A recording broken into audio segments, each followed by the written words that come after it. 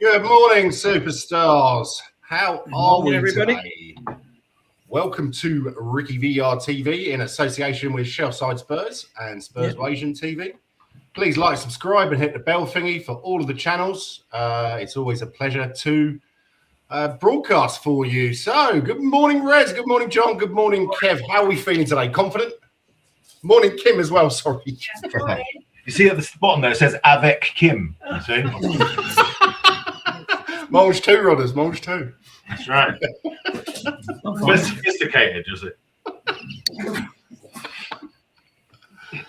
So, John, Kev, how are you?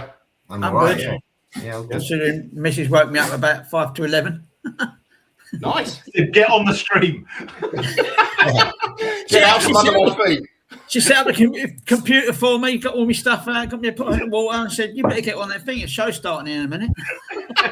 You make a compelling argument for getting married, Kev. I know. Barges this morning. She's a Stepford wife now, fully and officially in the Stepford wife category. Yeah. Fantastic. Good work. Good work. So, Rodney, big up to all. Come on, you Spurs. Enoch out. Nice to see you, mate. How are you? And then myself, come on, you Spurs. Enoch out. Donna Cullen. Wagwan, Mr. Ricky. Wagwan, Mr. John. Wagwan, Mr. Resonator. Wagwan, Mr. Kev. You missed. I think Kev's wife kicked him out after those comments, eh? Right, I'm in control of this. You're out, son. Yeah. What happened? So, have we finally figured out that Donna Cullen is actually Kev? Oh. Is it? I don't know what happened there. Mr. John, you're looking everly gorgeous as always. Well, you know, he I'm never not fails. interested in you anymore, Donna Cullen. You're not involved in my club, so you can fuck off. It's over. Yeah, it's over. Oh, John never fails to impress. Right, guys, so I'm going to go on to... I was going to wait for... Imagine Kev walking around the streets of his Irish village going, Wagwan. Streets of Philadelphia. What is it that Kevin bloke said to us there? I don't know. I honestly don't Irish know. accent, the Jamaican accent. Yeah, that's right. Yeah, I don't know if you guys saw. There's an Irish politician, I think his name's Terry Gould or something like that, and he's got a very unique Irish accent, right? That sounds, when you listen to it, it sounds sort of Jamaican, and he's getting a load of sort of like viral sort of love from the Caribbean, right? Because he's got this sort of really strange accent. YouTube it afterwards; it's really funny. Yeah. Right, so we'll start off on this day in history, the 15th of March. It's good that Kev's back. What happened there, Kev? I think there was a flutter on the electric. I'm not sure. Oh, okay. It shouldn't have affected it because it's plugged in and... Did you think that? Yeah.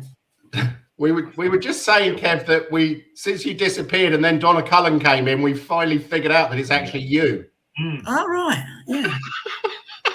I was caught wearing a dress once. Whoa! Nice. Forget this history. We want that history. Wearing a dress, Kevin. It was 25 years ago, so, and it involved my wife and somebody else. And you've not looked back since. Can we just stay on this thing? That Kev just added some extra brilliance to that story there. Can you just repeat what you said there, Kevin? No, I'm not going to repeat it. But I'll tell you, it was drafty. You were in Scotland then. Yeah. Yeah, I'm not sure a kilt counts. So on this day in Spurs history, 1980, Terry Nutter Naylor, his 100th appearance against Palace. Meat hook. Kev, talk to me about this guy. I've heard a lot about him. I don't remember having seen an awful lot of him. What was he like? Was he good? He was a slugger. He really was a slugger. Yeah. And his nickname was Meat Hook. Because he worked in the butchers down at Smithfield before he became, yeah. It was in the old days, you know. He wasn't the greatest, but he gave his 100% every game, no matter what. Yeah. One of the funny how long would do that now. Yeah. One of the saddest games was we played Chelsea at Stamford Bridge, as always, in a 72 League Cup final, and he gave away a penalty near the end, and that was sort of like killed the tie, and we drew at home. We lost 3. We were winning 2-1 down there. We ended up losing 3-2, I think, and then we drew at home, something like that. Yeah. And they got a late goal at White Lane, and we went out. It would have been we were the holders of the League Cup then, and we came back anyway. They played Stoke in the final and lost, which I was glad to hear. Yeah. Okay. He ended up being a postman after he left Spurs. Oh, really? Yeah. Yeah. He was working with a mate of mine, an Arsenal supporter. I still speak to him now. Okay. He done at Mount Pleasant Sorting Office in London. Yeah. Yeah. Yeah, but he's one of the game's hard men, without being too dirty. Yeah. I can tell by his broken nose there. He looked like he's had a few headbutts or elbows, hasn't he? Yeah, you're not wrong. My favourite story of his. My favourite story of his. I don't know if it's true, but they said, "So, Terry, what was the best North London derby that you ever played in?" And he said, "Oh, it was. I remember running out on the pitch, and I turned to my left or my right." And I saw that we'd taken the North Bank again. And I was so chuffed. He's a proper lad. Yeah, he still hangs around Spurs now in a lot of the do's they have after games, those sort of meet and greets. He does a lot of them. Yeah. Is he a London boy? Or? Yeah, he's London. Yeah, he's North London boy. But okay. Angel round about that way. I think he's somewhere around that way. Islington, yes, I've just looked it up. And he made 243 appearances for us and then 73 for Charlton. Charlton, he went, that's right. Yeah. Yeah, he's well loved by the fans. He's one of them fans' favourites. Yeah. Yeah. So another is another so-called hard man, Neil Razor Ruddock, made his debut against Wimbledon in 1987. Ironic. Yeah. And I have actually...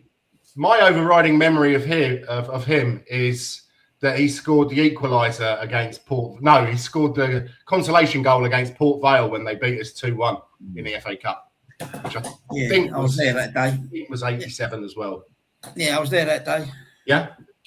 Yeah. One of the looked a bit like a rice paddy that football pitch. Yeah. It was a horrible day that. Yeah.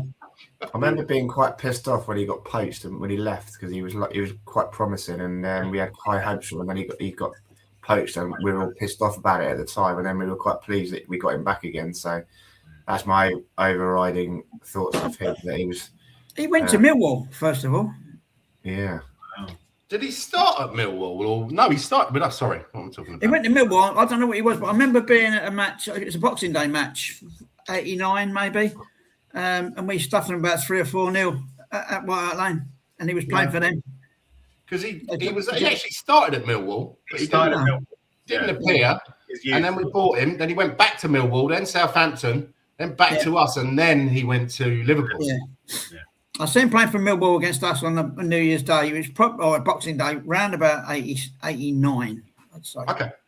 Yeah, and we stuffed him about 3-0. Did he come back a third time, does it sound there, or was it just twice? No, it was just twice because he was Liverpool. Then he went on loan to QPR, West Ham, Palace, Swindon Town, and then probably the biggest team of his career, Wellingborough Whitworth. Yeah. Nice. Yeah. And he did actually get one England cap in 84. I didn't know that. Nice. 1984, 94. What was that, sorry? When was his cap? That was in 1994. Right. So he would have been playing for the Scousers at that point. Yeah. We just left this. But and then the man, the legend, who I still think is part human, part cyborg, or part robot, Sandro Ranieri, was born on this day in 1989. Do you know what? He doesn't look anything like his dad, Claudio. No. the thinker man. The tinker man. Yeah. That is very, very true. And then a picture of the Rocket Ronnie was Tottenham versus Leeds in 1997. I believe we won that one 1-0. And then there was an interview with Andy Sinton, so I bet everyone was on the edge of their seats for that one. Yeah. So during the 2 weeks he was with us. He was another one who I thought he was brilliant at QPR, wasn't he? And when he came in,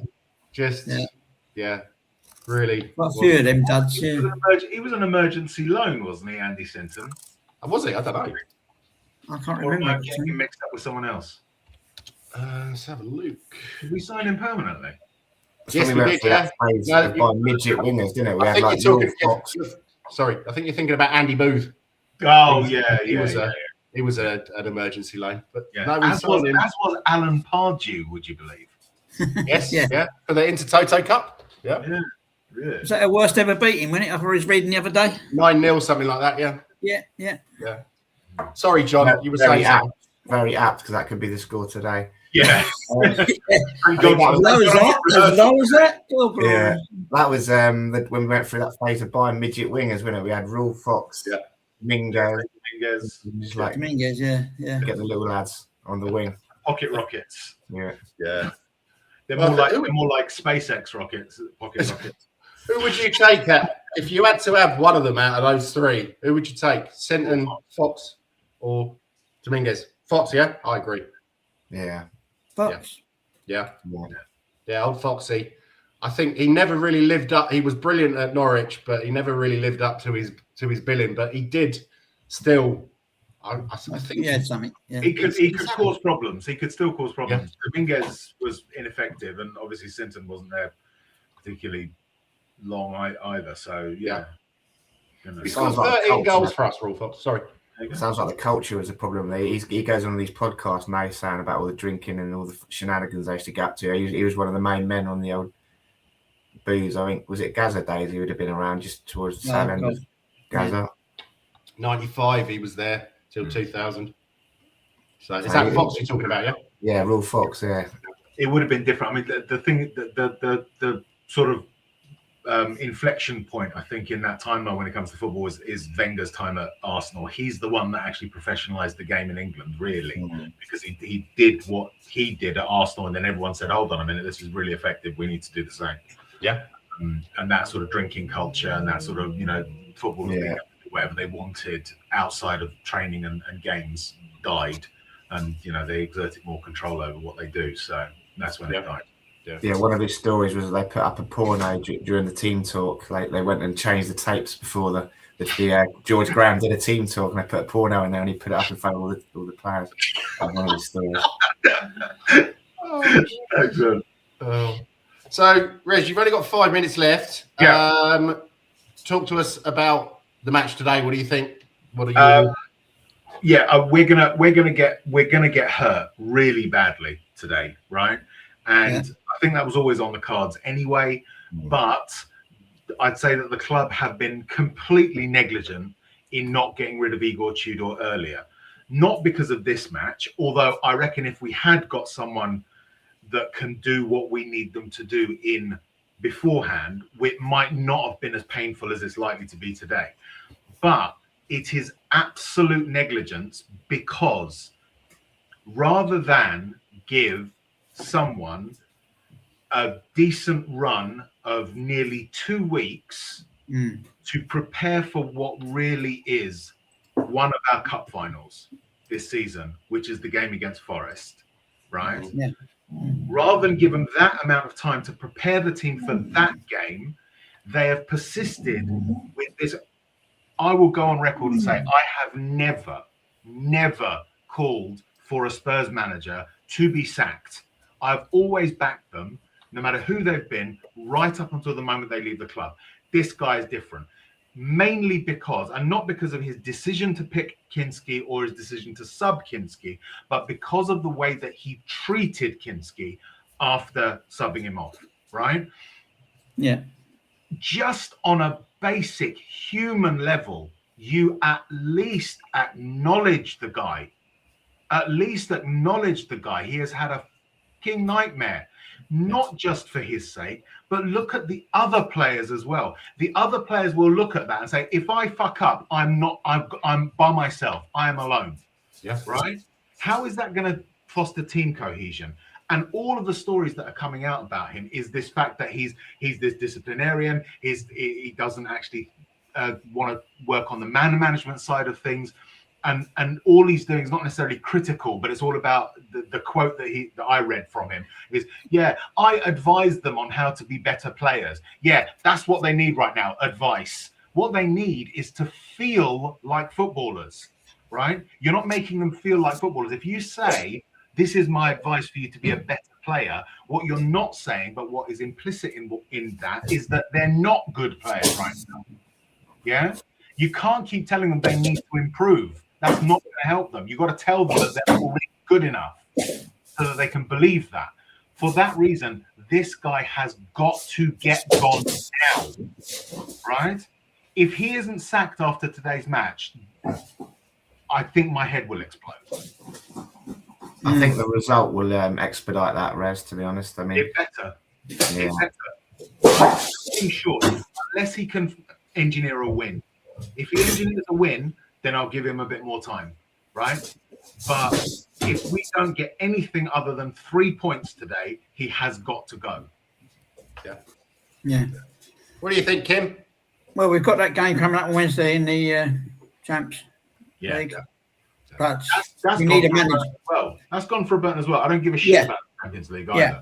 And then we got a nice break. So, we've got a few weeks off to rebuild. Rebuild the. But isn't Forest next Sunday? Oh, is it next Sunday? I think it's in a week's I time. might be wrong. Yeah. Sorry. Yeah. I'm thinking of the international break. Yeah. It's after Forest, I think. That After is. the Forest game. So, yeah. Late. It's a good time to take charge of someone and have a nice break to work on it on the training ground, which seems to be impossible. Not if we drop points against Forest. If we drop points against Forest, we're relegated. It's over. Yeah. It's over. Yeah. But as you say, West Ham now put on points with us. Forest are only 2 points behind. If they win that, we drop. We drop to 17th, equal on points with West Ham, who just, even with that horrendous run-in they've got, they drew against Man City yesterday. I mean, come on. Yeah. Because they're trying. Yeah, and because they've got Nuno. Yeah. You know? Yeah.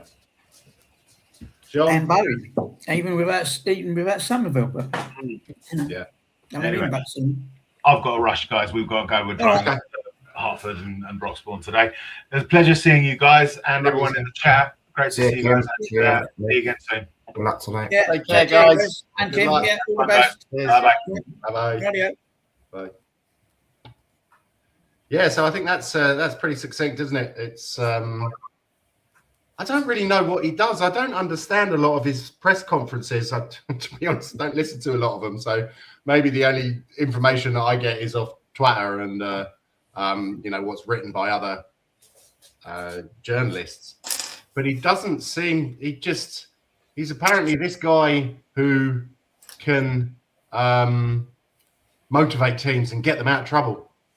4 losses on the trot. What the hell is going on? 14 goals or something? I don't know. Yeah. And who's going to play today? It'll be Dan Slow and Dragoshin, won't it, at the centre backs. And he'll probably play Porro there as well. Because he'll stick with his 3. He's you can tell he's hard headed. They're going to get ripped a new one today. Yeah.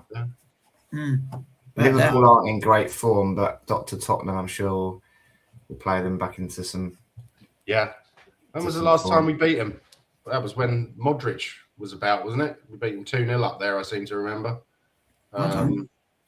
We've been up there with some great teams, haven't we? We've had some great teams, been playing much better than them. We still end up getting shafted or heavily beaten, don't we? So the more worrying thing today is all the players with character are out, aren't they? Like Romero, Van der Ven and Pauline, of people that actually do get stuck in and fight. We haven't got any of them. So if they get an early goal, the players there are a bit weak, aren't they? They're just going to give up. Yeah. I'm going to pull you up on that, though, John. You think Van der Ven actually, has he actually shown that over the last few months, I'd say? Not this season, not since this season. He's got the hump. I think he's got the hump. Like, we said last week that Romero alluded to the fact that they were promised such strength in this. They'd be strengthening the squad when they sign their new deals. So him and Romero have just got the dead hump. Like Kev keeps saying, he's got the 1,000-yard stare, and he's fucking pissed off. He wants to go now because he's been let down. But that is that you could argue that's a kind of selfish mentality, but it's like in indicative of the feeling in the squad, isn't it? They're all pissed off that they think they've been let down by above, so they're not trying properly, are they? So you could argue that's not good leadership, but there are periods in the games when he really bursts into energy and tries to do things and tries to make things happen, you know. And when he's going forward, he drives forward and come on, let's do something. But all around him seems to fall apart. Problem is when he drives forward, Kev, you always think, oh God, if he loses it here, we're screwed back there. You know? Yeah. Stay there. Stay there. Get a bit of right on the back of him. Time to like the goal. Polo last week, Christ, trying to catch that guy is like, like a 1960s man and they're relishing alongside him. Yeah. And you see Jed Spence came and nearly got the guy, didn't he? And Porro was like going backwards when he wasn't getting anywhere nearer to him. It really is Keystone Cop stuff, and it's like bloody hell. So I think there's no point bringing a new guy in for this game, is there? I mean, like we say, we've been up there with some great teams. We've been playing great football. Our 1-11's brilliant, but much better than theirs, and we've still ended up getting 3-0 up there and stuff like that. So there's no point throwing away a potential new manager bounce, is there, on that game? Yeah. No, that's he's probably already been told he's going after the Liverpool game. The Atletico game being at home, I think, will expedite his sacking, because then we could try and get the crowd on side a little bit for that game, and then there is a crowd. Build for the Notts Forest game. Well, that's the other thing, Kev. If they sack him, they might get a crowd for the. Depends who they bring in as well, don't they? If they bring in Redknapp, they'd get a crowd for that Atletico game, wouldn't you? If his first game back. Yeah. You never know. Redknapp might have said to him, I ain't coming before Cheltenham. They might be quite happy with that, thinking, it's Liverpool anyway, fuck it. We'll get him off to Cheltenham. I saw an interview with him, and the interviewer asked him at Cheltenham, so you're bringing Cranchard back? He said, yeah, Defoe and Crouchy as well. And I'll have the Zimmer frames ready on the halfway line. You sure they want a Paddy Power advert or something like that? Yeah? No, it was actually an interview by a Spurs fan journalist. I don't know where he was from. But he was. They were having a good laugh, and Harry was saying that he'd love to come back, and he's available if they want him. It's just 10 years out of the game. He did say he'd had a phone call from Daniel Levy, though, didn't he? Which might work against him, saying that Daniel rang me the other day to tell me what had actually gone on, and he obviously wouldn't say anything, what he knew, kind of thing. But that will work against him, won't it? And the other thing that will work against him that he revealed in that interview, didn't he, James? I don't know if you saw it, that Redknapp, Levy said to him, if it was me, I'd have hired you by now. I don't know what they're playing at. So they seem determined to do whatever opposite of Daniel Levy wants to do. So if they're thinking now in the media it's coming out that Levy would have hired him, they're thinking, right, we're not going to hire him. We'll go and hire someone else. Yeah. Just for spite. Yeah. To not be seen to be doing what he would have done. Yeah. But he's 78. Fucking Donald Trump's 80 and he's running the fucking free world. So I'm sure Harry Redknapp running the world, not the free world. I'm sure Harry Redknapp can run our football club if Trump can run the whole world pretty much at 80 years old. For Christ's sake. They're making out like he's 170, aren't they? It's like fucking 78. I'm still not sure about that. Because hearing in that interview, he does sound like an old man now. A lot more than Roy Hodgson did when he was at Palace. Hodgson still seemed to have seemed to be a little bit sharper. I don't know about Harry, but I mean, desperate times. Well, I'm 70. I've lost half of my marbles already, so it's like, I blame that on the drugs. I didn't think you had any marbles, Kev, in the first place. Well, you do keep whacking red all the time. That's not going to help, is it? You lose a few. Pretty good at the moment. Only got a couple. Oh, nice one. Yeah. So some news that's come out this week.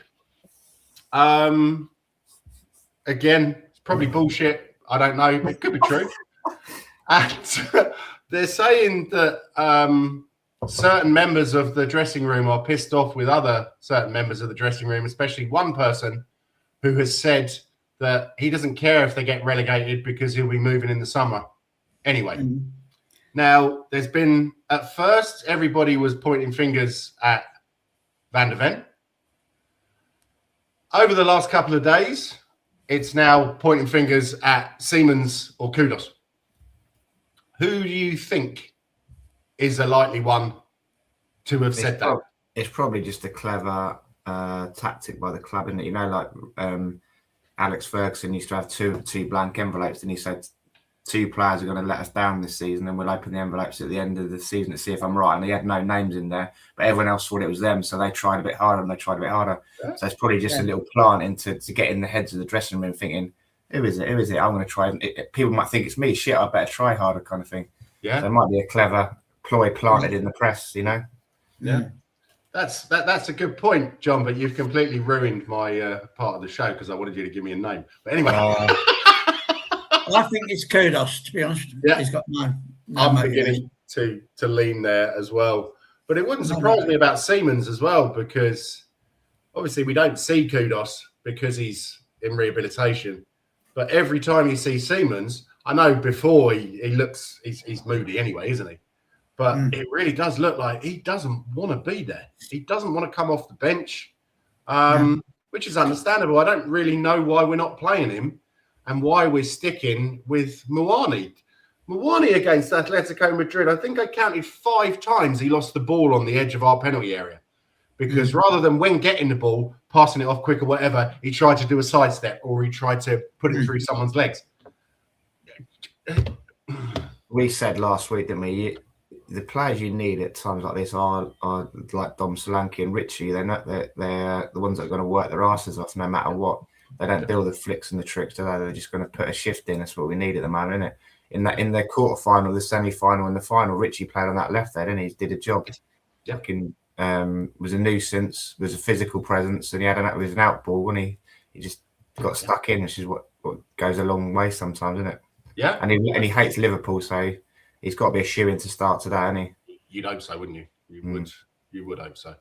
But talking about going back to talking about transfer news, we heard some good news that apparently Archie Gray won't be joining Barcelona in the summer. Or Real Madrid or anywhere else. So, yeah. What the fuck is all that about? Where is he? Has he been? I've never seen any links or anything like that. No. People just trying to rip us at the moment, aren't they? We're an easy target for everyone, aren't we? You can see all these stupid rumours about Gareth Southgate and all. It's an easy excuse to laugh at us, isn't it? Which is this is the ENIC legacy. Yeah. You've got to kind of ignore it all, haven't you, really? It does make me laugh, though, in regards to players like Jay Boothroyd coming out and saying, oh, yeah, I hope Spurs don't get relegated because, I always love when they come to the Emirates and get spanked. And it's like, what the fuck have you ever done in the footballing world, mate? What did he do? He got relegated a number of times, didn't he? I seem to remember with the teams he played for. Did he play for Stoke and Coventry or something like that? That sort of stuff. So I prefer not to speak. He's not worth our oxygen, is he? Yeah, oxygen. That's not to ruin another one of your talking points. That's all right. But anyway, I've run out of things to say now, guys. So I think we'll wrap it up. Please like and subscribe. So who's going to play today? Who do you think? What will be the starting 11? Is Jed Spence fit at the moment? Did he play? That's a good question. I don't know. There will be Dragosin, Danso, Porro, Jed Spence. I think Polina's concussed and he can't play. So it'll be Papsar, Conor Gallagher, and Archie Gray in the middle there. Richie, Solanke, Tell on the left. Tell on the right, and maybe Richie on the left and Solanke. Like you were saying, he'd probably want to play 3 at the back, wouldn't he? So it'd be Richie and Solanke up top. Yeah. And you can't play Tell in the midfield, can you? So it'd probably be Gallagher, Gray, and Papsar are only 3 fit midfielders, really. And then who's he going to put in the back? That you said about maybe Porro, but who could he play? Who else have we got? You could put Archie Gray at the back, couldn't you? And Basuma and Sarr in the middle. He could. Yeah. Basuma was injured, wasn't he? Is he back? Was he? Yeah, he was injured ahead of Athletic. Yeah, no, it's showing he's back early April. So, yeah, you're right. Jesus Christ. Yeah, you can put Archie Gray right back and then Porro. I'll tell you, I'd probably put Archie Gray in the centre back, the right centre back, because Porro was crap there, wasn't he? Yeah. Then put Porro right wing back, and then you need another midfielder, don't we? You could put Tell as a number 10 behind Solanke and Richie, couldn't you? But he'll probably want to get Colin Mawali in there, won't he, as well? But he can't play midfield. Neither can Solanke or Richie. Unless it'll be 5-2-3, wouldn't it? Like Sarr and Gallagher, and then Mawani, Richie, and Solanke up top. Yeah, up front. Yeah, that's very possible. Right, we have another guest coming in. Oh, so let's just do this.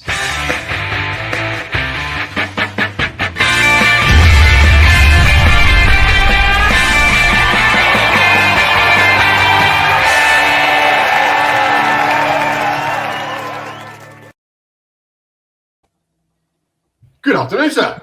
Here he is. How are you? Yeah, look. Yay. We've got our little postcard going.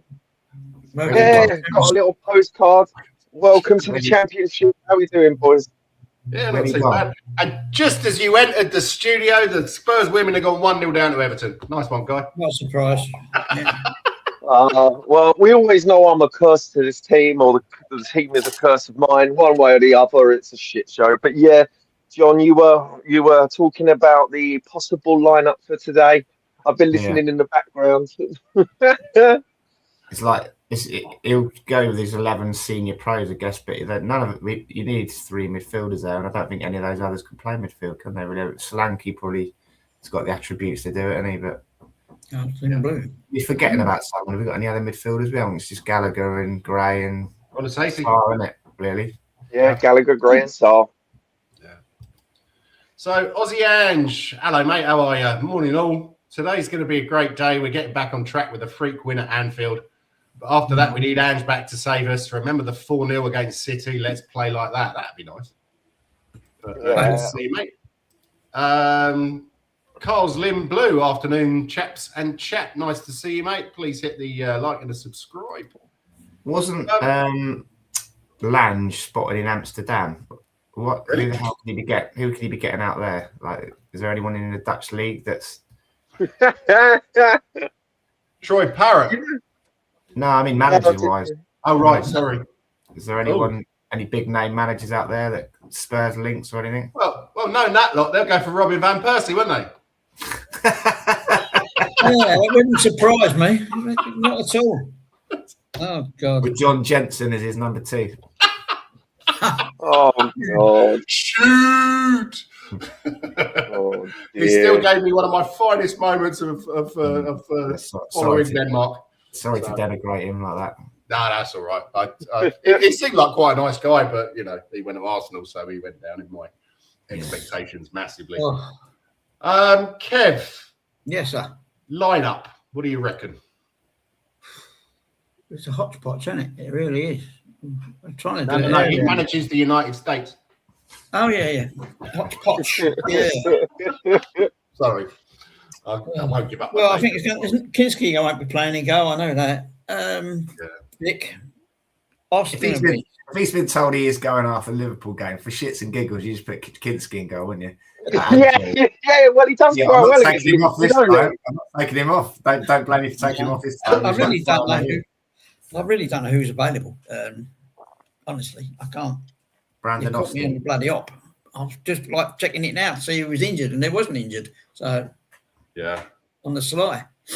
You've caught me on it. I'll hold my hands up. Okay. Guy, what do you reckon, mate? God, I thought you were smoking a Philly blunt there, mate. It's all my weight. No. Do you know what? I know this sounds really horrible, but I honestly just don't care. I know that's really horrible to say, guys. But like, who have we got? It's going to be the same fit 11 that we have, right? Some players are going to be out of position, like Gray might be in defence or midfield. Colin Mawani's going to play wherever he is. He's still going to kick the ball outside the field about 6 times. Like, you know what I mean? You know, and also, like, I've been talking to some Liverpool fans. They think that we might win this, and I'm like, why? Yes, my friend. Why? No. Are you mad? Like, they're not going into this game confident. And I'm like, have you been watching us? No. Well, don't worry, mate. The 3 points in the bag, man. It'll be all right. Yeah, don't worry. Yeah, it'll be all right, mate. It'll be all right.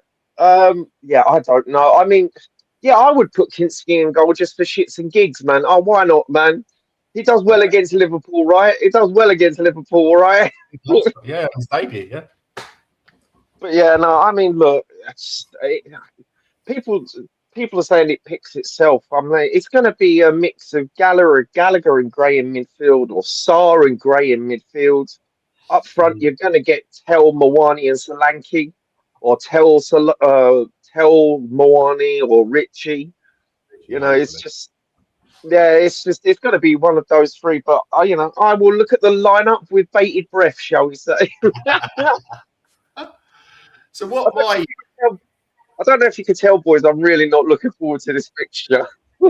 No, me neither, to be honest. But what my foot mob thing is saying is they reckon Vicario in goal, Dragusin, Danso, and Porro back three, Sue's on the left, Sarr and Gray in the middle, Spence on the right.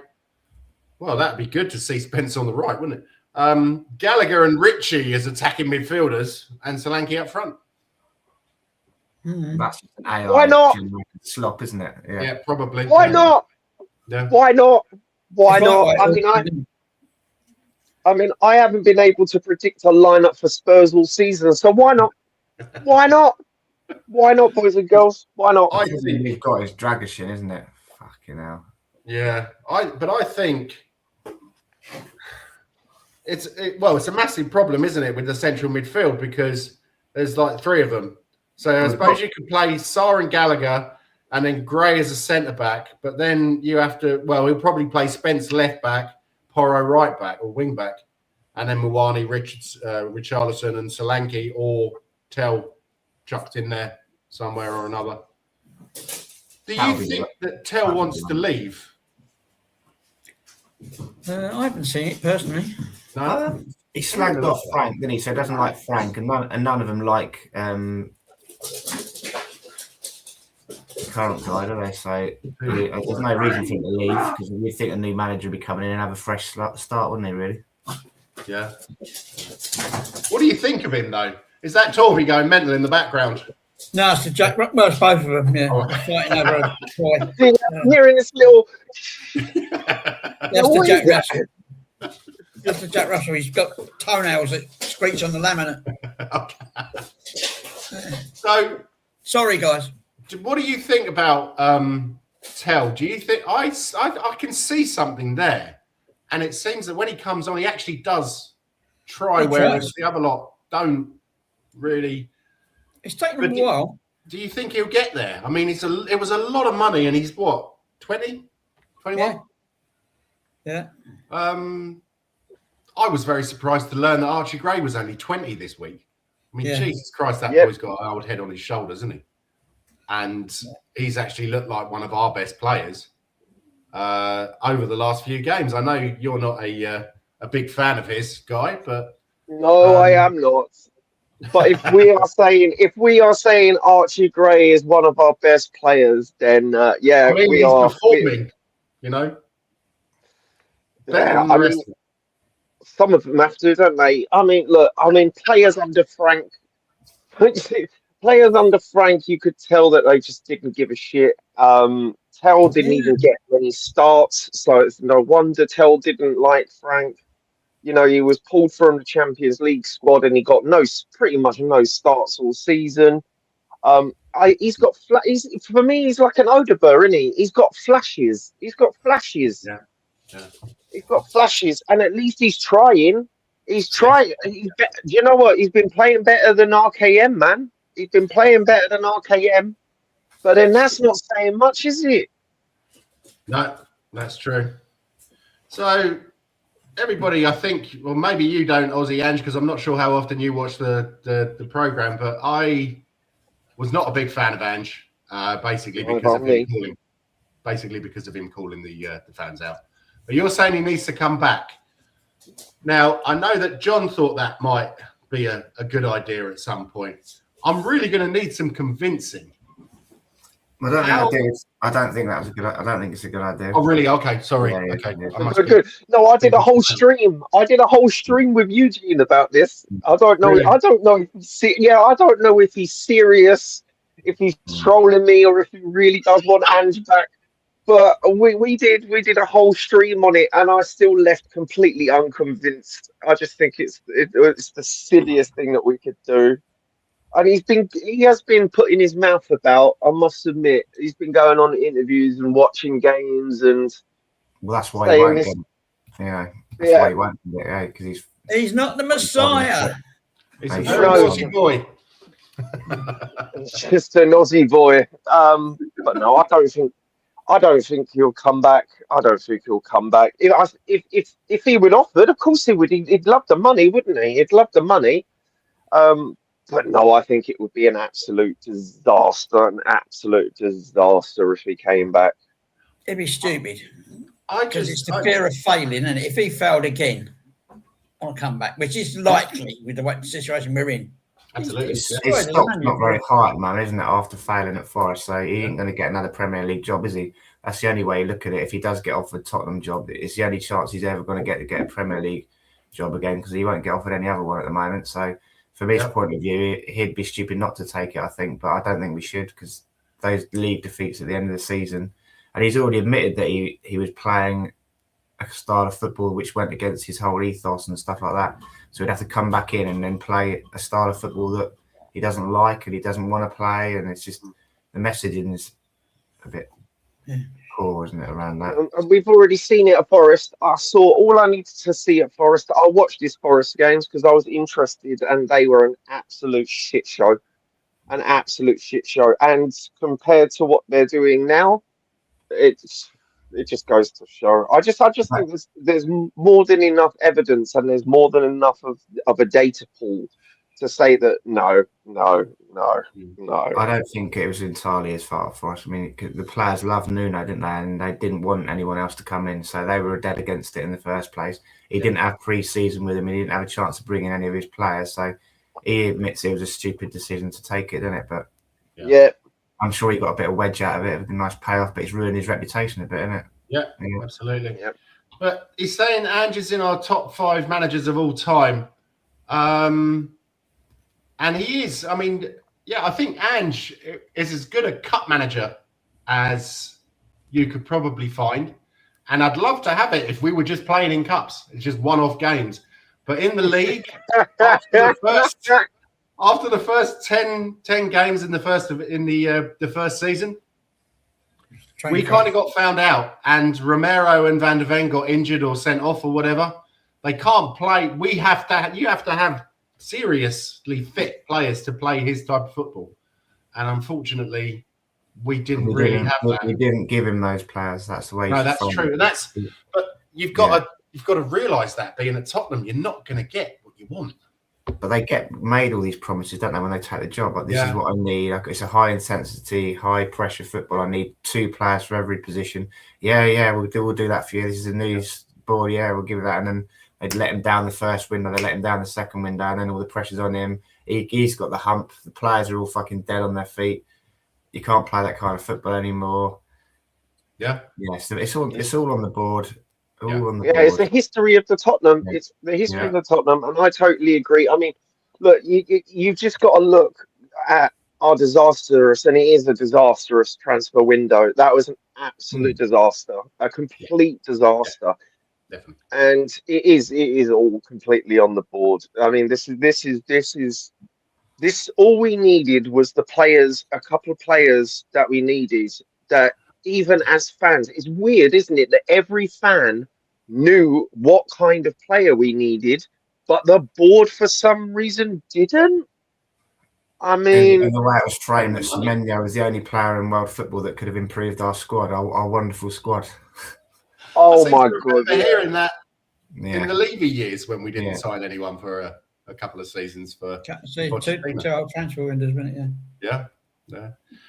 So Coles Lynn Blue is saying Vicario, Gray, Radu, Danso, Porro, Spence, Sar, Gallagher, Xavi, Richie, and Solanke. Yeah, I forgot. Isn't it telling that none of us picked Xavi in our team when we were doing our teams a minute ago? Oh yeah, I forgot about Xavi, the wonder kid. It's not really someone that you remember at the moment, is it? Because he really hasn't done anything. Aussie Ange says, I had the best argument for Ange to come back. Ange didn't fail. He got us 2 seasons of European football. That's fair enough, yeah.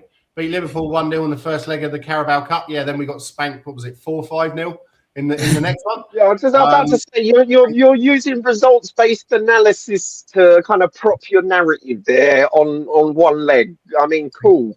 Guess who were champions last year? Liverpool. Yeah, fair enough. Ange needs 2 seasons with us with solid backing, and he can get us challenging at the top table. That is, I reckon that wouldn't be a surprise if he got solid backing. That's any manager, though. That's any manager. This is Tottenham. I'm sorry. Yeah, we had 2 of the world's biggest profile managers in Mourinho and Conte, and neither of them got what they wanted. So why would you change that for a guy who doesn't have such a big profile? Yeah, he's got a big profile in Australia. He's got a big profile in Scotland. Yeah. Not down here, unfortunately. So it's I definitely saw it was exciting at first. The first season, even then when we started losing a few, because we were still having a go, etc. But just his whole attitude towards the fans, his lack of movement on the touchline wound me up as well. Now, I don't expect him to be like Antonio Conte shouting and screaming, but actually look like you're showing some interest instead of just like this, you know.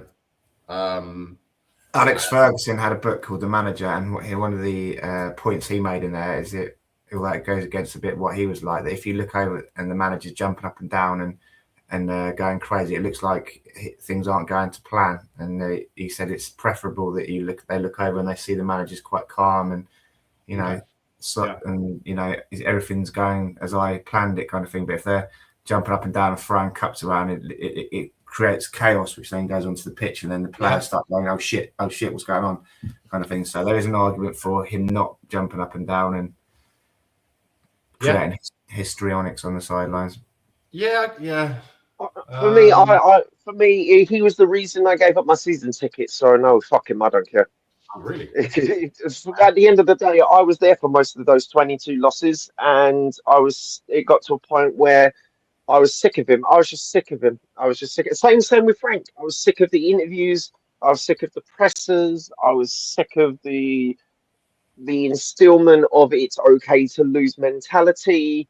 I was just done with it. I know this is horrible to say, boys and girls, but I just don't like it when Spurs lose. That's very fucking true, isn't it? It's a repeating pattern, isn't it? The managers come in full of hope and they made all these promises, and then by the end they're just broken and they haven't been backed, and then the managers think, oh, what's the point? And they're just going through the motions, waiting to leave, aren't they? Because they think, I can't do anything here because they won't fucking help me. Yeah, it's like a Groundhog Day, isn't it? Constant Groundhog Day. Do you think that Pochettino got lucky in regards to the players that we had coming through, the signings that we made? None of them were particularly expensive, were they? Toby wasn't expensive. Alderweireld wasn't expensive. Obviously, Danny Rose was there or thereabouts. We signed him for, what was it, 600,000, I believe, from Leeds. Yeah, pittance. We got him for pittance. And Walker, we signed Walker and what was the other guy? Kyle Norton. And Norton was the one who we really wanted. And they were kind of like, yeah, well, you could take Walker as well. And then it was the same with Routledge and Lennon, wasn't it? You know, we signed Routledge for the first team. He got injured. Lennon never looked back. I wouldn't say it was lucky. Did Trippier come in and Poch, or was he pre-Poch? Yeah, he was Poch. He was bought because he had a punt with Walker, didn't he? So he was trying to get rid of Walker. Yeah. Who are the ones who's the ones that got away? We were after a few that they refused to pay the wages, weren't they? I think at the time. Cahill. Who? Cahill. Yeah. And Redknapp. That was Redknapp. I think it was it De Jong? Was it one of the Dutch guys from Ajax? It might have been Van Dijk. Was it Van Dijk? No? Yeah, I think Van Dijk. Yeah, I think we. What's his name? Salah. Salah. Yes. I don't think he wanted to come and play for us, wasn't he? No, he wasn't he in the Netherlands? Salah at the time, because he left Chelsea. Germany, was he? It was the little dude at Liverpool that married the 14-year-old. What was his name? Sane. The striker from. Sorry. Sane. No, later than that. It was Suarez. There's three of them, weren't there, up front? Not Solanke. Firmino? No, the other one, the third one. Bill Wyman, he married a 14-year-old, but I don't think he played football. Not Sars. He went to Germany, went to Bayern. I can't remember. It was Salah, Firmino, and Mane. Mane, that's Wasn't that what? Oh no, I said Sane, didn't I? Sorry, no, it was Mane. Mane. Yeah, he was the one. He was the one I was thinking of. Yeah. We wouldn't pay his wages. Liverpool stumped us on that one. Yeah. It's the same old story of us, isn't it? We used to just get the checkbook out years ago. Yeah. There you go. Aussie Ange is saying Ange has a massive profile. He needs respect on his name. He's a European champion. Yeah, I agree with that. But when you look at the profile of Conte and Mourinho, they are a lot bigger. Now, I will say, I don't agree with that, actually. Sorry. He does have a big profile. I wouldn't say he has a massive profile. Celtic and Tottenham are, and Forest as well, because obviously they're in the Premiership, and used to be a big club back in the 80s. Bloody hell, Brian Clough time. You know, they were massive. But we smacked them in 91, mate. Just. It took some dark art. I'm not going to lie. It took some dark art, but we mentioned that last week, Guy, about having players with character, because to say the adversity of Gascoigne getting stretchered off at the beginning of the game, and then the players didn't wilt. They rolled their sleeves up and said, "Right, we're going to win that for Gazza because he got us to this cup final." You know, having players with character in the team, we Linekers and Mabbotts. Well, we don't. And players like that. Paul Stewart. I was on a stream. I was on a stream with a guy called Anthony who's just started, and we went into this discussion of the players, and it's a simple question, right? And I'll pose it to everyone here. What player would you get on the back of a Spurs shirt right now? I can't think of anyone who want to come, to be honest with you. I really can't. I've got a Madison one for my nephew. That was probably last year. Kulusevski, but who knows if he'll ever play again. I thought you meant a newcomer. No, I mean current squad. Would you get anyone on the back of a shirt? I'll put my own name on there. Yeah. Sorry, you're talking about putting a name on the back of a shirt? Yeah. Which team member, current squad, right, would you have on the back of a shirt right now? Kinski. If you're on a Guy, I'd get Gray, my guy, on the back there. But no, we don't have any character. I mean, we were talking about the mentality, right? We were talking about this is with someone else that you might know. They were talking about, the PGMOL and how it's against us and VAR this. And I was like, well, we don't need to complain about VAR next season, do we? But I was saying that one card, doesn't matter what it is, one ref decision can throw the whole game. So in response, I was like, so you're telling me the player mentality is so in the mud that one on-field decision completely destroys their confidence? Is that what our team mentality is? Oh no, I'm not saying that. Well, you are saying that because it's true. It's one decision and the whole team goes to shit. That's one problem. Team, though. That's all team. But you make a compelling argument there, Guy, for going down to the Championship. That's one of the reasons I gave up my season ticket, because I hated VAR. And you can't celebrate a goal anymore, and it's a waste of fucking time. Like that instant moment, that release where you can celebrate a goal, it's gone. So that's what it's all about. I hate it that much. The fact that Levy didn't back Kane, that was the other reason that I gave up my season ticket. But main one was VAR. So if we go down to the Championship, fucking hallelujah, no VAR. I'll see you at the Valley, mate. I'll see you at the Valley for away days, bro. Turnstiles, mate. Can we get relegated? There's no VAR. That's awesome. Oh, we're getting relegated anyway, mate. We're getting relegated anyway. My Tottenham. You've given me Tottenham back. Yes. No, You've got your Tottenham back. Yeah. But you're not proper turnstiles, mate. You know, none of this brewdog posh like beers. No, it's only Carling and Carlsberg, man. Balti pies, sausage rolls. You know, no Gary Neville on our games all the time, calling out. Yeah, no Gary Neville. Yeah. He wants us to get relegated anyway. He wants to get us relegated anyway, mate. Yeah, sure, I'm all for it, man. Let's all go. Well, yeah, I'll see you down the den with my body armour on. So. They might come up, mate. What are you talking about? No, I know. That's very, very, very true. So, now in our luck, they'll bring in VAR in the Championship next year, won't they? Yeah, Wrexham will probably be paying for it, won't they? So, yeah, anyway. Aussie Ange, you're preaching to the converted here. I was a big Ange fan, but I just don't think it's the right fit for him to come back now. I've got to give him respect and props, and he wasn't back properly, and who knows what might have happened. He told the board when he went to Europe, he needed 2 players for every position. They didn't give him anything he needed.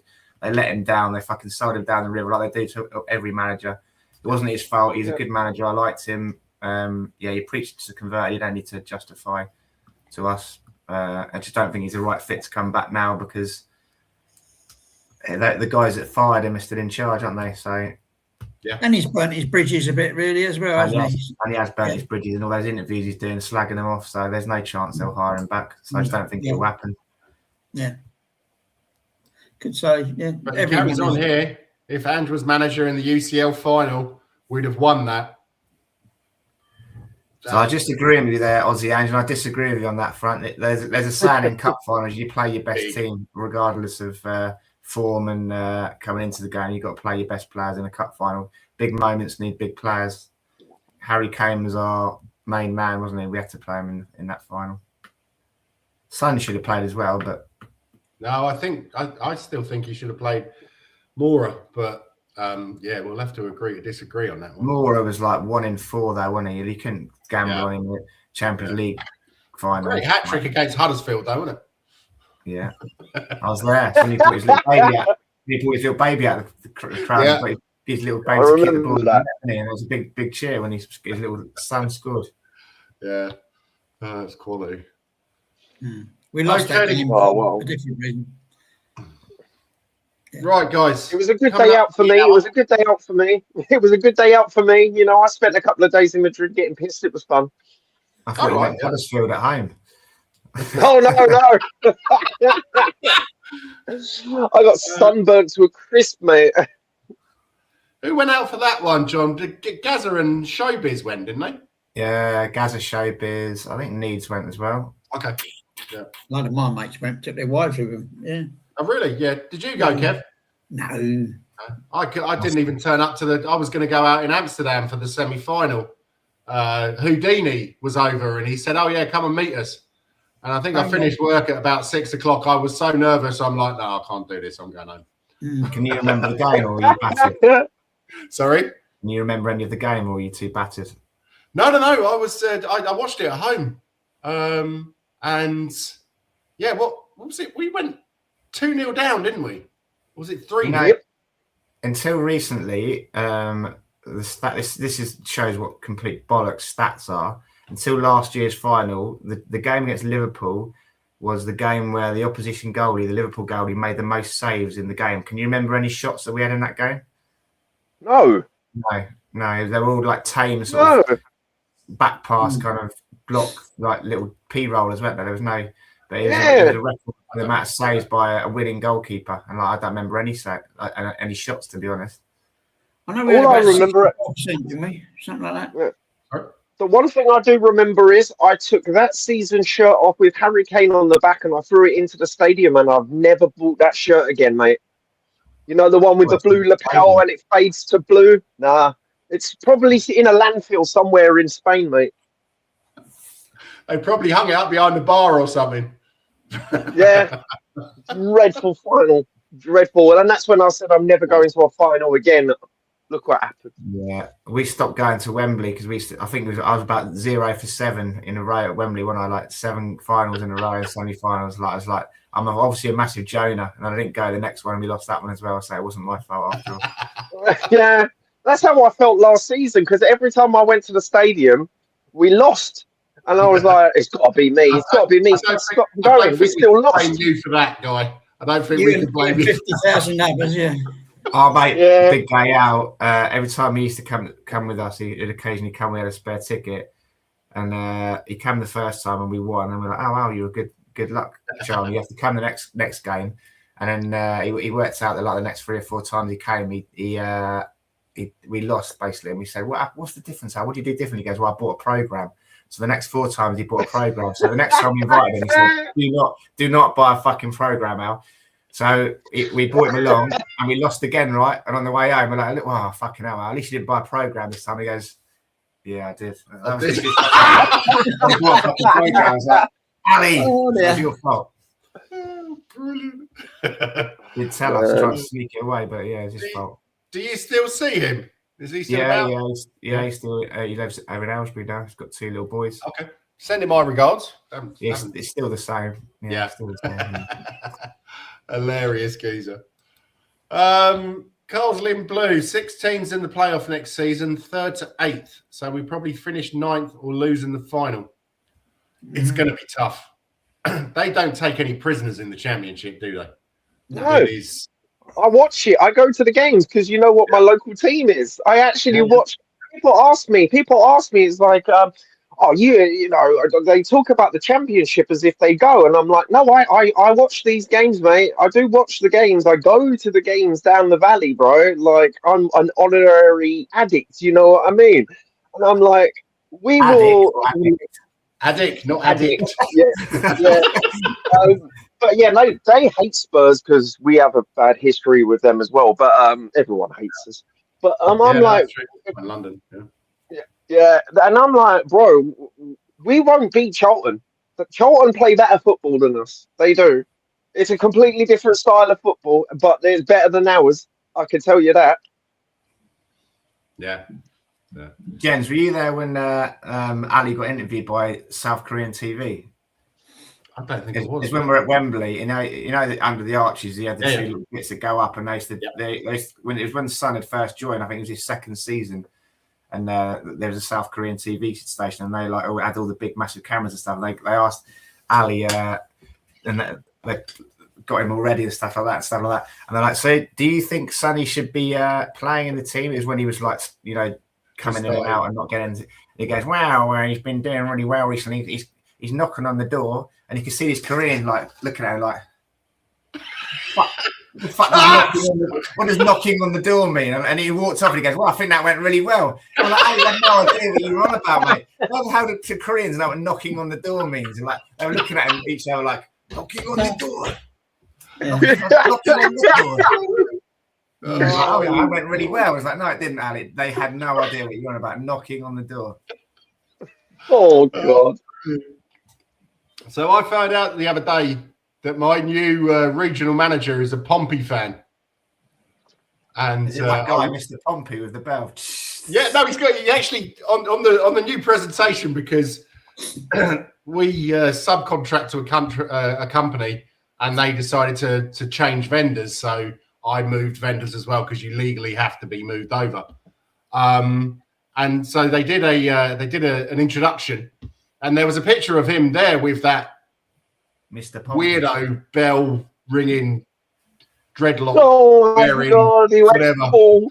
And I really wanted to send him a message and say, "Oh yeah, the only real experience I have with Pompey fans is when one of them threw a hot dog at me at Wembley when you beat us in the semi-final." But I thought it was probably not such a good idea to say that, because I walked out of the station singing, "Harry's got your money, Harry's got your money." I didn't like it much.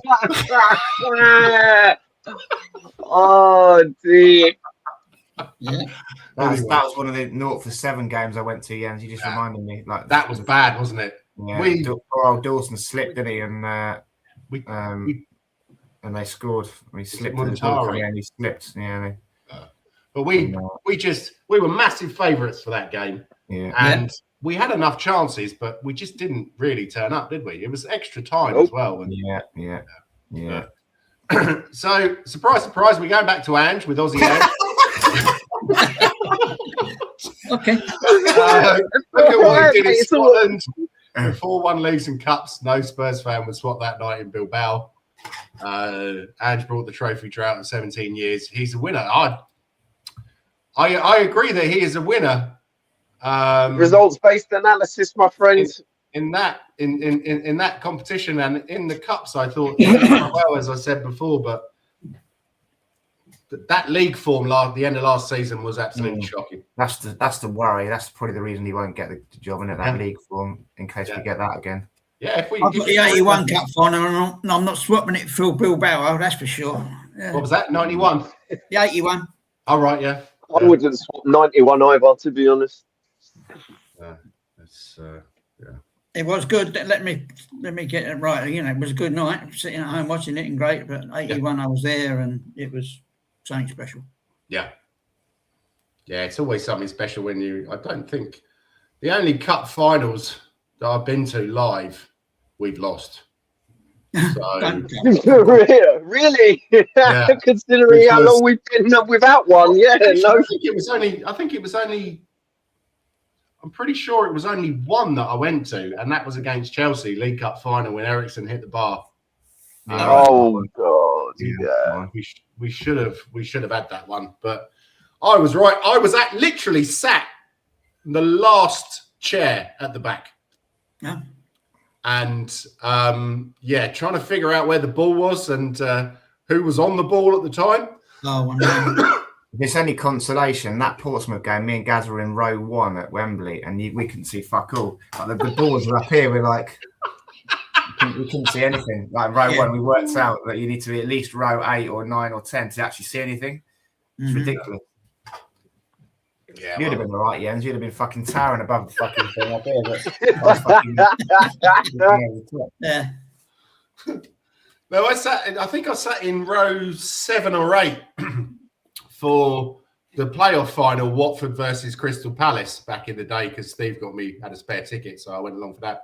And that was actually a really good view. And we were literally only, I think, 30 meters away from when Kevin Phillips got one over on his own team and put Watford out. And it's a good day out. That was though. My season. Amazing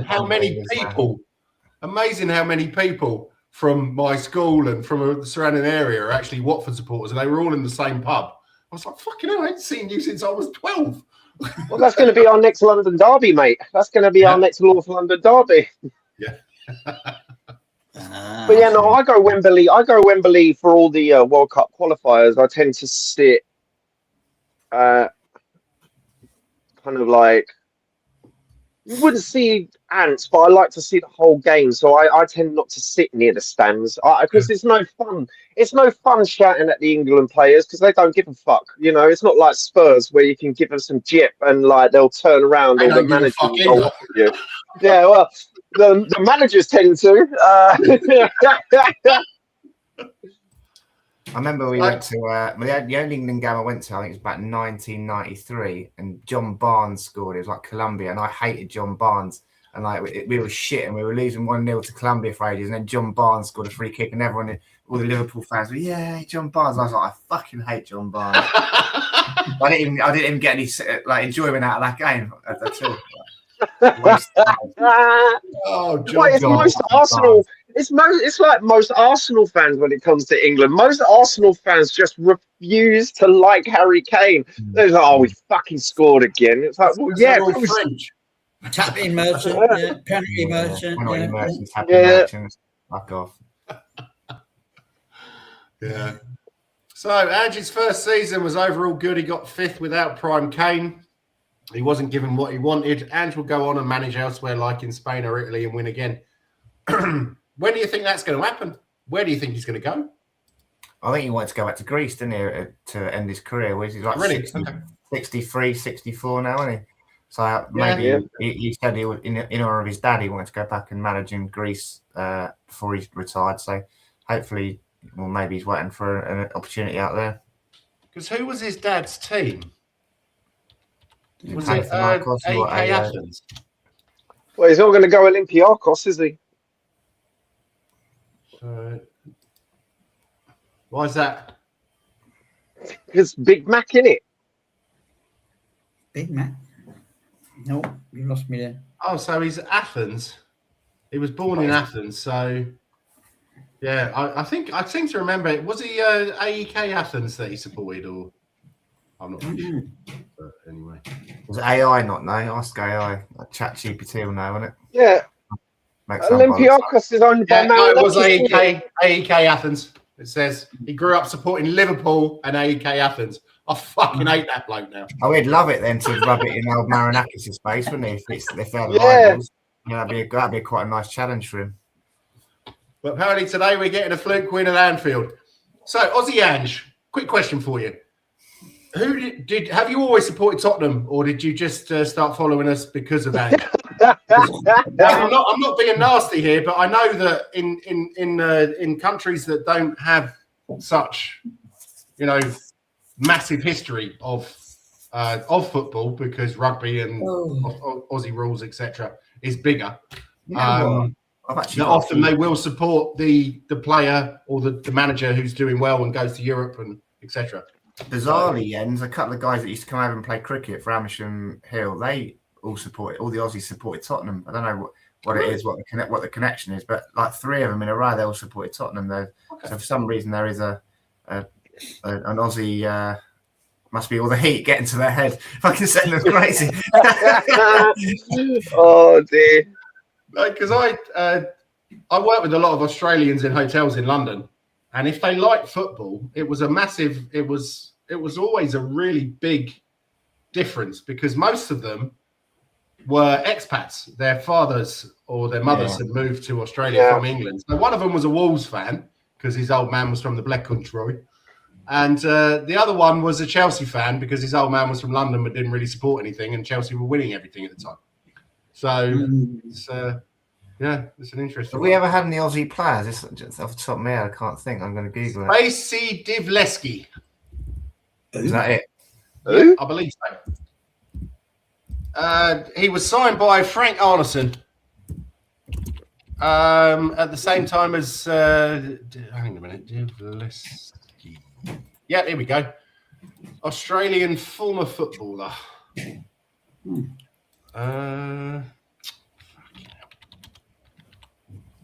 Yeah, not a lot, is there? He joined. He joined during the Arneson years with what's his name? What was Limbarski and Ziegler and all of these sort of off the cuff players. Yeah. But he was he played at PSV, so I think that's where Arneson knew him from. Right. But his first 3 teams were PSV, Rot-Weiss Essen, Tottenham Hotspur, and Melbourne Victory from 2003, 2005. No appearances. There's another one. Look, Massimo Luongo is playing for Millwall at the moment. He was Australian, born in Sydney. Yeah, he was a big player for QPR, I seem to remember. And as Carl's Lynn Blue said, we had Massimo Luongo under the Redknapp time. He came through the academy. Yes, he did. I think he actually went on to have a really good career. He's at Millwall at the moment, so he's still playing the Championship. Yeah. I heard him on a podcast. I don't know if you ever listened to the 72 Plus podcast on BBC. That's with Debbie Does Dallas or whatever. No. It's nice.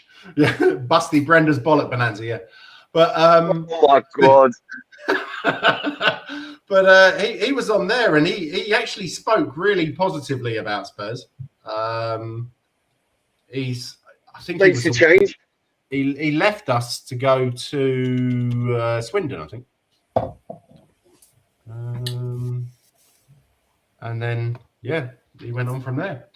Right, guys. I don't know why all these Australians support Tottenham then, because literally 3 in a row, and they were like mid-20s, 30s, and they all supported Tottenham. Mad.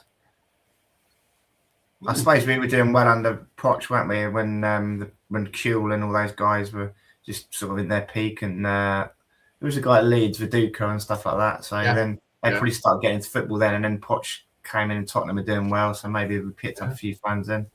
I think what was his name? Viduka. One of the guys that I work with in hotels said he was a big football fan. I don't think he actually had an English team though, but he loved to watch football. And he was saying he used to play with him. Yeah, not like that, obviously. Debbie does Dallas again. Yes.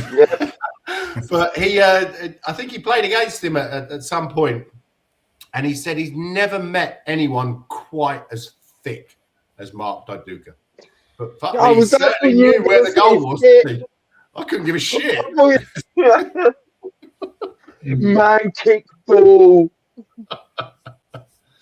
But Carlslin Blue is saying there was another Aussie Greek centre back, but he never played. And I'm sure there was an Aussie goal. I have a feeling I remember that Aussie goalkeeper. I can't for the life of me remember that Aussie Greek centre back though. But yeah, it would have been nice to have had Harry Kewell or Mark Viduka, wouldn't it? They were decent players. Right, chaps. It's an hour and a quarter in. Anyone got anything else that they want to talk about? Or just straight to the predictions? This is the kind of on rock bottom incoming any moment. Now we're just leading up to our rock bottom moment. Oh, dear. Sorry, Kev. What did you say, mate? Pray for Tottenham. Pray for thoughts and prayers, guys. Thoughts and prayers. St. Jude is the patron saint of lost causes, so it might be the one. Well, that makes sense, actually, because my mum was called Judith, and I've always been a lost cause, so.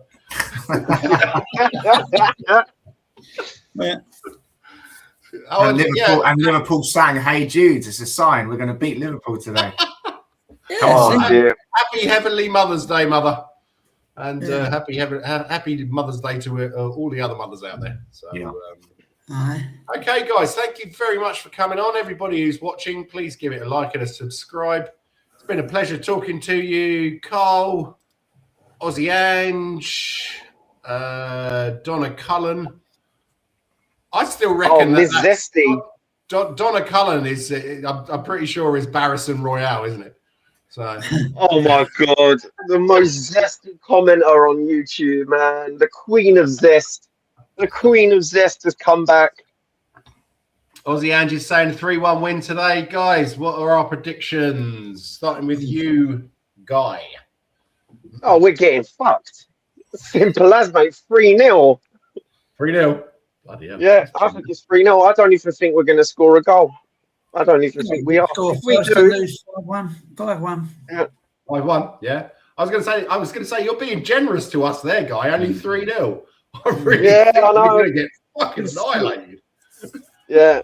I mean, at the end of the day, maybe Liverpool take pity on us. I don't know. I'm not looking forward to it. I'm going to the pub. I'm not doing a watch along. I'm going to the pub with mates. I'm not doing a watch along. I can't sit here and go through that. So misery loves company, mate. Misery loves company. I'll be watching. I can't help it. Yeah, I should be watching as well, but it'll be on in the background. It'll be on in the background. Don't blame me. Yeah, it'll be on in the background. Every 5 minutes, I'll be like, oh, another round.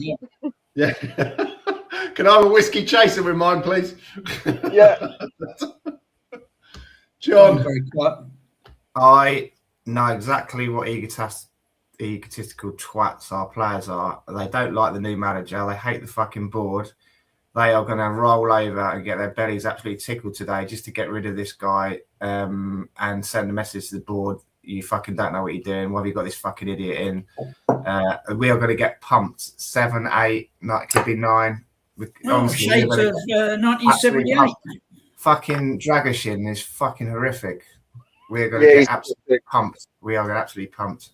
We got beat 7-0 in 1978 when Ardiles and Villa played Liverpool for the first time. Yeah, 7-0. Bloody hell. 7. We'll go 7-0. We'll be generous, but I think it could be more. I wasn't there.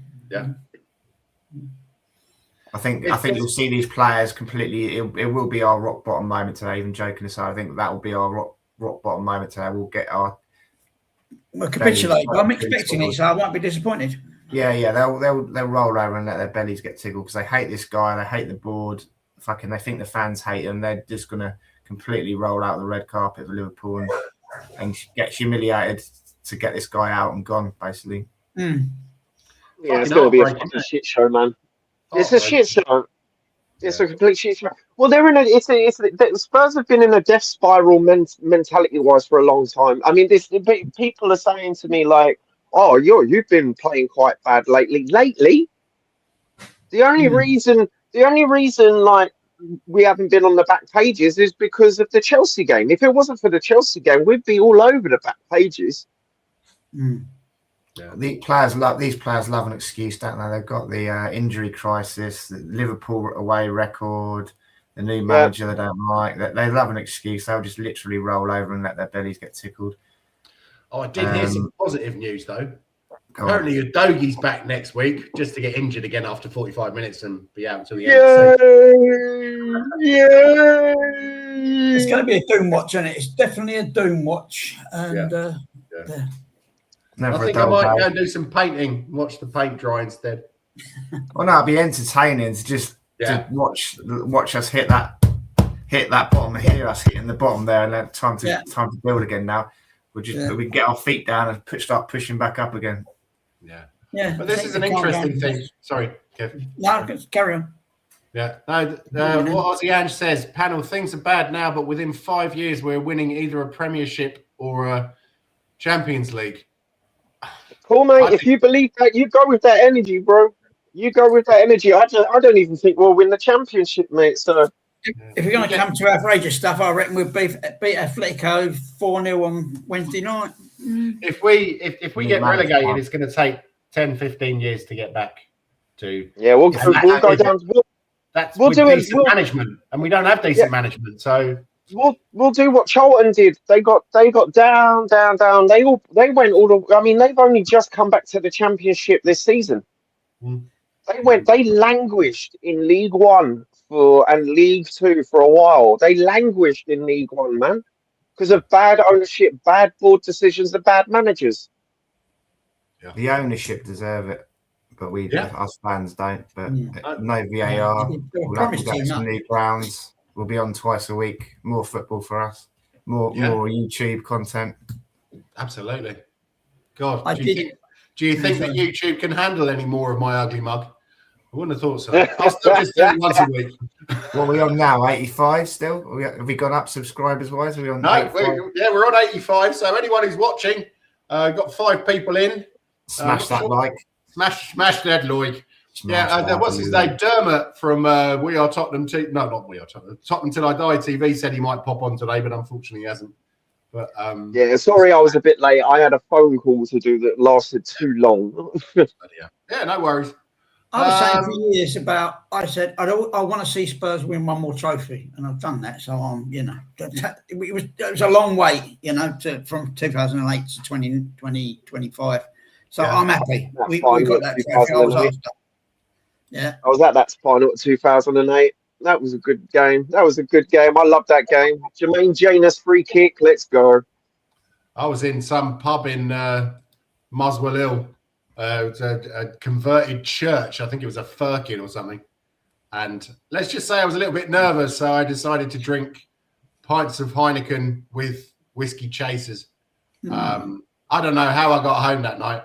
And, we were not favourites for that game, man. I have a very nice scar above my. Yeah, exactly. I have a very nice scar above my left eye where I either got punched or fell over or something like that. So, all the way from Muswell Hill back down to Northfields in Ealing. It's a bit of a long trip. Oh, that is a trick, bro. God knows how I made it back, but I did, and I did actually end up going to work the next day. But you could have hit your head on Big Ben for all you know. Sorry? You could have hit your head on Big Ben. Walking past, darn. No, but I'll have you know, John, that Big Ben is actually the bell.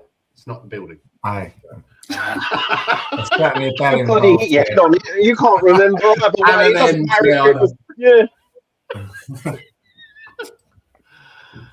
So, Aussie Edge, final comment before we go. We won't be able to hold as many NFL concerts due to the championships having... Wait till the board find out that.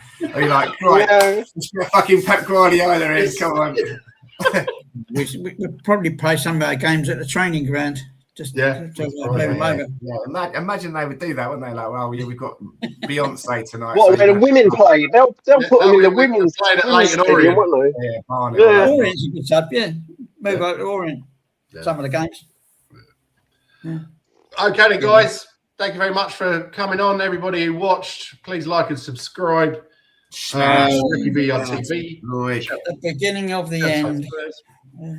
Spurswation TV. Smash that Loic, as John said. And finally, Levy is out. Yeah, I was about to say. Need to be out. Get these fuckers out, man. Lange out. That's the last one. Yeah, I'm going to the protest. Planning on going to the protest for the first game. Yeah. Langer out. Good night, guys.